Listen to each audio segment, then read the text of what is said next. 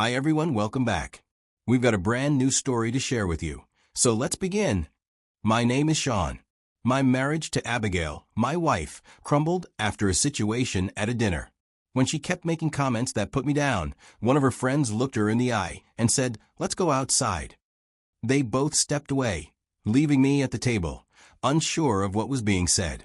But as I sat there alone, I had a quiet reflection. What happened after that dinner is part of the choice I made. She never saw it coming, and it would shape everything that followed. When I first met Abigail, I believed I had found someone rare. We dated for just over 2 years, and in that time, nobody would convince me she's not the one. She was beautiful and warm with words. She made everything sound more interesting than it really was, and being around her felt exciting. One of the things that drew me in, though, would later become the thing that chipped away at me. Abigail liked to tease me. At first, it seemed playful. She'd call me names that were just a little too close to insults or tell exaggerated stories about me that made people laugh. But it started feeling less like fun when she'd do it around others I am not particularly free with. I remember early on, I told her that some of the things she said didn't sit right with me. They felt disrespectful. She brushed it off, smiled, and said I was taking it too seriously. "I'm just joking," she'd say.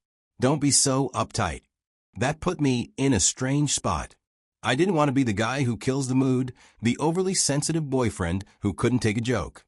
But at the same time, I didn't want to feel like I was being made fun of in my own relationship.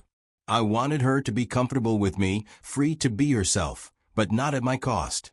Still, she didn't stop. She only dialed it down a little. And instead of drawing a firm line, I let it go. I told myself it wasn't worth creating drama over. I kept the peace and chose to ignore what I now know were early signs of deeper issues. That choice would come back to haunt me later. When I proposed, I tried to make it a special moment. She looked at the ring and joked that it looked cheap. I didn't know how to react. I laughed it off, even though my stomach sank. She eventually said yes, but something about that moment stuck with me. During the wedding planning, Abigail was all in as she was involved in everything. We got married and she moved into my home, and I tried to settle into married life, believing that once things slowed down, we'd find our rhythm. Despite being married now, the teasing never stopped. In fact, it evolved. She'd say things, and I couldn't tell if she was joking or being serious. Her tone always made me second-guess how I was supposed to feel.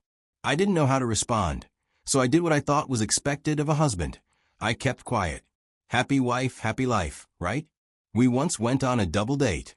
We got invited out by some married friends, just the usual couple stuff. But even there, in public, she found ways to jab at me. Someone asked her how married life was going, and without missing a beat, she laughed and said, "Don't let him cook, he'll burn the water." Everyone chuckled. I smiled too. But somehow, I wasn't sure about the way she turns my flaws into entertainment for others.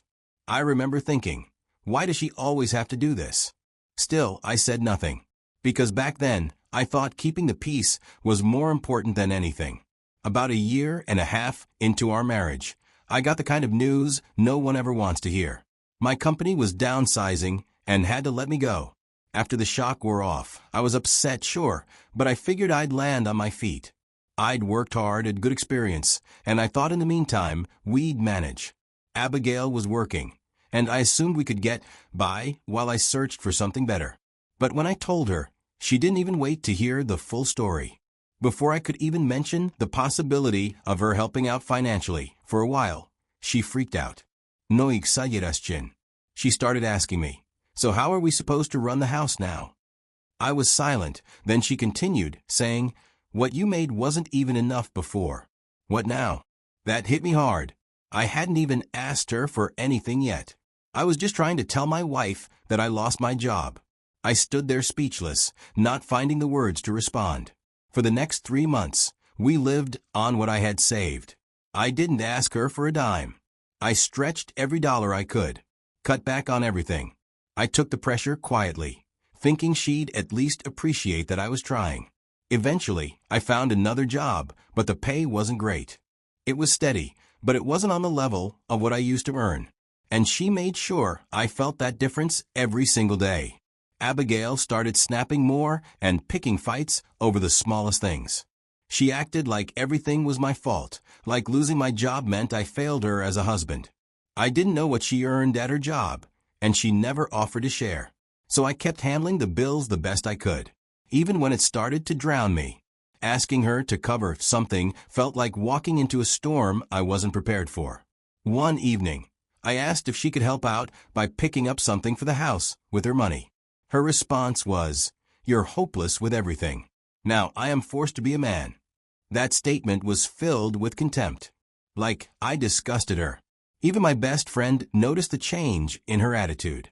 One day he pulled me aside and said, "Man, I don't like the way your wife talks to you sometimes."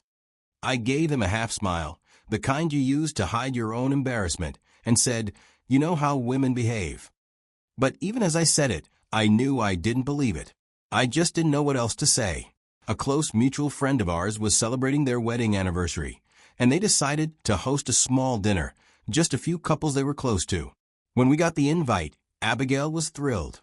She went on and on about what she would wear, down to the shoes, the purse, even the exact shade of lipstick she wanted to try for the night. She talked about it like it was a runway event. Meanwhile, I was sitting in silence, exhausted. My new job had been draining me, and things between us at home weren't just tense, they were awkward. I really didn't want to go, but I have to for our friends celebrating and didn't want to start another argument at home either. So I pushed myself and went. From the moment we sat down at that venue, I knew it was going to be a long night. Everyone else got my wife's usual charm and bright laughs. I got her sarcasm and clipped responses.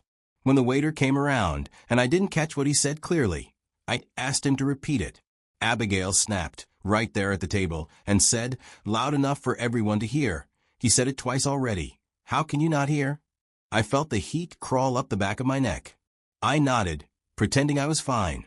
Later, I mispronounced the name of a wine, some French name I wasn't familiar with, and instead of just correcting me quietly or letting it go, Abigail laughed out loud and said, "It's pronounced this, not whatever you just said."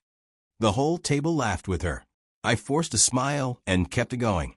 And just when I thought I could survive the night without any more damage, she brought up an old, embarrassing story about me. Something I definitely wouldn't have shared in that room. She told it like it was hilarious, and they all laughed again. I was shrinking inside and couldn't laugh like I used to. I felt small and exposed. That's when one of her friends looked straight at Abigail and said, "Hey, let's go outside." She said it casually, not to sound like a command. Abigail looked confused at first, like she wasn't sure why. But then she stood up and followed without saying anything. I just sat there and couldn't touch my food in front of me. I looked calm, but I was angry inside. A few minutes later, she came back to the table. She didn't look at me. She sat down, smiled at her friend across the table, and rejoined the conversation like nothing had happened. But this time, she didn't say another word about me. That was the night I knew I couldn't pretend anymore that I was fine. In the car, after that dinner, Abigail kept trying to talk to me like nothing had happened, but I didn't respond. And after a few minutes, she noticed. She kept glancing at me and eventually said, "Why are you acting like this? You always take things too seriously. It's just how I talk." Her tone was defensive, irritated, like I was the problem for reacting to how she treated me. But I didn't argue or try to make her understand why I was hurt. And that silence caught her off guard. Because usually, when we had moments like this, I'd try to explain myself, or I'd try to smooth it over. Try to get us back to a good place. But not this time. I didn't have the strength. In my mind, I had made my decision. That public disrespect at dinner? The way she looked at me was like I was a burden. The way she kept tearing me down, like I was an easy joke she could pass around the table? I was done receiving them. I wasn't about to keep being a man who smiled while being humiliated just to keep the peace. Not anymore. When we got home that night, she walked in like everything would go back to normal in a day or two. She probably expected me to cool off like always. She didn't apologize. Didn't even ask if I was okay. And honestly, I think part of her didn't believe I'd ever actually do anything. But I did what I've never done before. I pulled all the way back. I stopped talking to her. I didn't make small talk. I didn't try to cuddle in bed, even though she declined more times than she agreed. In fact, I didn't sleep in the bed at all. That Saturday night, I went straight to the couch. Same on Sunday. She didn't say much either, probably waiting for me to cave like always. But I wasn't going to cave. By Monday morning, we were both getting ready for work when she turned to me and asked, "So you're still angry?" in that same guilt-tripping tone she always used, like I was holding the marriage hostage by having feelings. I looked at her, and then looked away, without saying a word. I left the house early that day, but I didn't go to work. What she didn't know was that the day before, I had already scheduled an appointment with a divorce lawyer. I spent that Monday morning sitting in an office, calmly telling the lawyer that I wanted to file. I didn't want to wait. I needed it to start now. And once that was done, I knew I couldn't go back to that house and pretend for even another night. I couldn't pretend to be civil or controlled when I was fighting not to explode. I needed space and distance. So when I was done with work that same day, I went to meet my boss, then explained to him that I would want to take some days off because of an emergency. I didn't give him details, but I sounded like someone was about to die. Thankfully, he agreed to give me some days off. I went back home before my wife did. I packed most of my things I needed and a few things I couldn't leave behind. I didn't leave a note or tell her where I was going. I just got in the car, and I drove through the night until I reached my parents' place in the next state. It was the longest drive I've ever made in one stretch. But weirdly enough, I didn't feel tired. At first, Abigail didn't call after I moved out. Not that night, not the next. There was silence, like maybe she was giving me time to cool off, or maybe she thought I was bluffing. But when the divorce papers were finally served to her, that's when my phone rang. I saw her name on the screen and didn't even hesitate. I picked up. Her voice came through sharp, irritated. She said, "Is this the game you want to play?" I listened for a second, then ended the call. There was nothing meaningful in her words. No remorse. No accountability. Just more of the same tone that had worn me down for years. After that, she didn't waste time. She got herself a lawyer, and we officially entered the divorce process. That's when the blame started. Through her lawyer, she claimed that I wasn't fulfilling my responsibilities as a man, that I wasn't stepping up, that I was weak, unmotivated, and the reason the marriage fell apart. I didn't fight fire with fire, but I made it clear. I told the court plainly that her lack of respect over time had turned our marriage into something toxic. The daily disrespect, the constant belittling, and the emotional erosion made staying unbearable. We were renting at the time, so there was no house to divide. Our joint account had already been drained months earlier when I was unemployed, so there wasn't much money to argue over. And with the marriage being under 5 years, the entire case was pretty straightforward.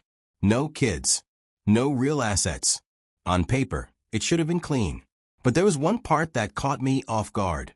During the financial disclosures, I found out that Abigail had been making significantly more money than I ever did.